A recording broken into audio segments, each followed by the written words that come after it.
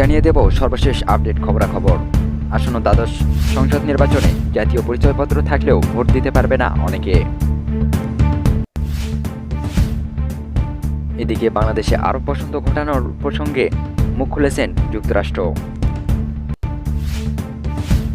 এদিকে প্রধানমন্ত্রীর জনসভায় সিলেটের মেয়রের 2 লাখ পানির বোতলের ব্যবস্থা। শুনছিলেন শিরোনাম, এবারে বিস্তারিত। দ্বাদশ সংসদ নির্বাচনে জাতীয় পরিচয়পত্র থাকলেও ভোট দেওয়া যাবে না বলে সিদ্ধান্ত নিয়েছেন নির্বাচন কমিশন। গত রোববার নির্বাচন কমিশন সচিবালয়ের আয়োজিত মাসিক সমন্বয় সভায় এই সিদ্ধান্ত নেওয়া হয়।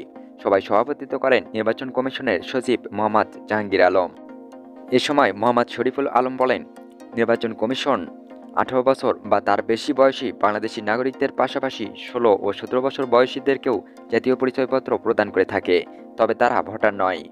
তিনি বলেন, তিনি দ্বাদশ জাতীয় সংসদ নির্বাচনে ভোট দিতে পারবেন যিনি বাংলাদেশি নাগরিক, অর্থাৎ 18 বছর বা তার ঊর্ধ্ব বয়সী, অর্থাৎ 2005 সালের 1 জানুয়ারি বা তার পূর্বে জন্মগ্রহণকারী নাগরিকগণ।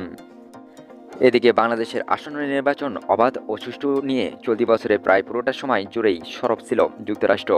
এমন অবস্থার মধ্যে বাংলাদেশে সম্ভাব্য আরব বসন্তের মতো বিপ্লব বা অভ্যুত্থান ঘটানোর ঝুঁকির কথা সামনে এনেছে রাশিয়া।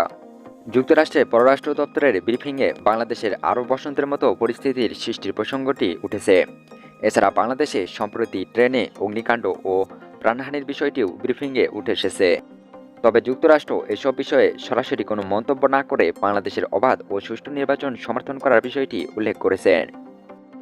এদিকে প্রায় 5 বছর পর সিলেট থেকে দ্বাদশ জাতীয় সংসদ নির্বাচনের প্রচারণা শুরু করতে যাচ্ছে বাংলাদেশ আওয়ামী লীগ। প্রধানমন্ত্রীর জনসমাবেশে আসা সবার জন্য Sylhet city corporation mayor Anaruzzaman Chowdhury মাঠে প্রায় 2 লাখ আধা লিটারের পানি বোতলের ব্যবস্থা করেছেন। বুধবার সকালে দেখা যায় আলিয়া মাদ্রাসার মাঠে চতুর্দিকে সারি সারি পানির বোতলের পসরা সাজিয়ে রাখা হয়েছে। আওয়ামী লীগের একাধিক সূত্র জানিয়েছে, সমাবেশস্থলে আসা মানুষের জন্য এই পানি স্তরে স্তরে সাজানো রাখা হয়েছে, আগত নেতাকর্মীদেরও যাতে করে তাদের পিপাসায় পানির জন্য কষ্ট করতে না হয়। এদিকে সিলেট সিটি কর্পোরেশনের মেয়র আনারুজ্জামান চৌধুরী বলেন, প্রধানমন্ত্রীর আগমনে সিলেটের মানুষ উচ্ছ্বসিত।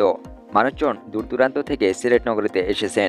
রোদের মধ্যে তারা দীর্ঘক্ষণ সমাবেশ স্থলে থাকবেন, তাদের যাতে পানির কষ্ট না হয় সেজন্য এই ব্যবস্থা করে রাখা হয়েছে। দর্শক, পরবর্তী খবরাখবর আপডেট পেতে চ্যানেলটি সাবস্ক্রাইব করে সাথে থাকুন।